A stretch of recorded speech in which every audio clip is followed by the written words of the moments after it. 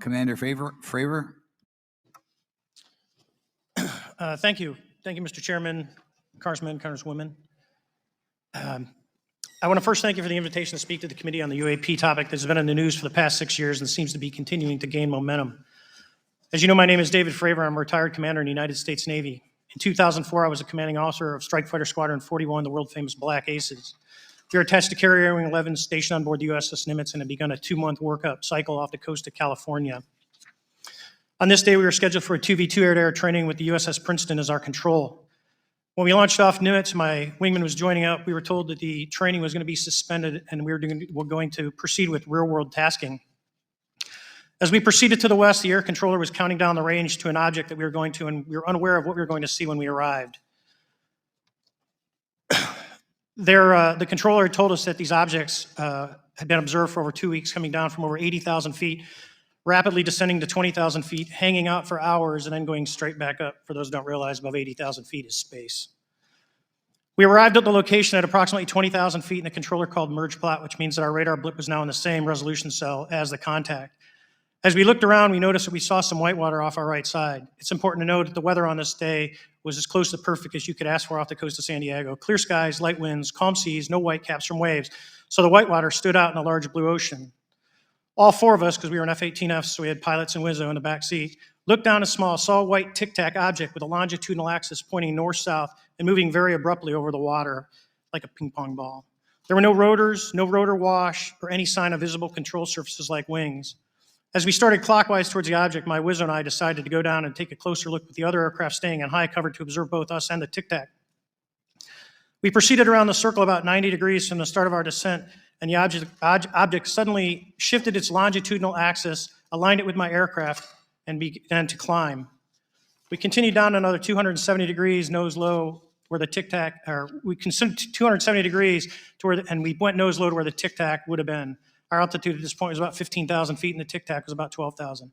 As we pulled nose onto the object, within about a half mile of it, it rapidly accelerated in front of us and disappeared. Our wingmen, roughly 8,000 feet above us, lost contact also. We immediately turned back to see where the whitewater was at, and it was gone also.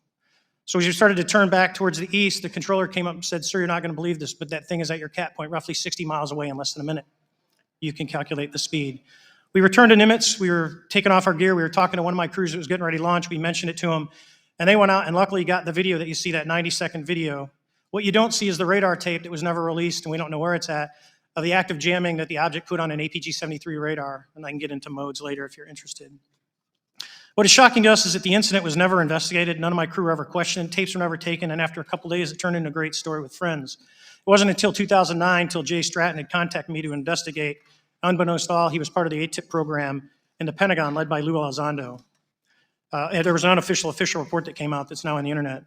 Years later, I was contacted by the other pilot, Alex Dietrich, and asked if I'd been contacted, and I said no, but I'm willing to talk.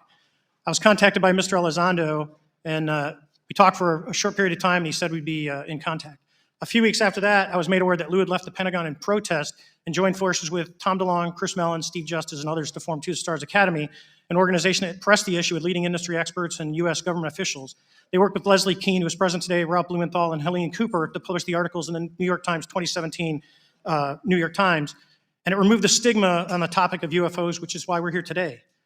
Those articles open the door for the government and public that cannot be closed. It has led to an interest from our elected officials who are not focused on little green men, but figuring out where these craft are, where they're from, the technology they possess, how do they operate. It also led to the Whistleblower Protection Act and the NDAA.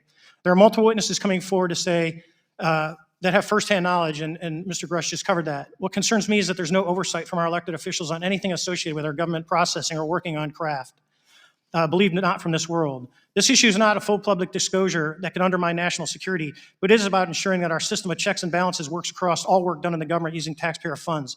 Relative to government programs, even unacknowledged wave programs have some level of oversight by the appropriate committee members in the House and Senate, and this work that is said to be occurring from whistleblower testimonies should not be exempt. In closing, I would like to say that the Tic Tac object we engaged in 2004 was far superior to anything that we had on time, have today, or are looking to develop in the next 10 years. If we in fact have programs that possess this technology, it needs to have oversight from those people that the citizens of this great country elected in office to represent what is best for the United States and best for the citizens. I thank you for your time. Thank you very much.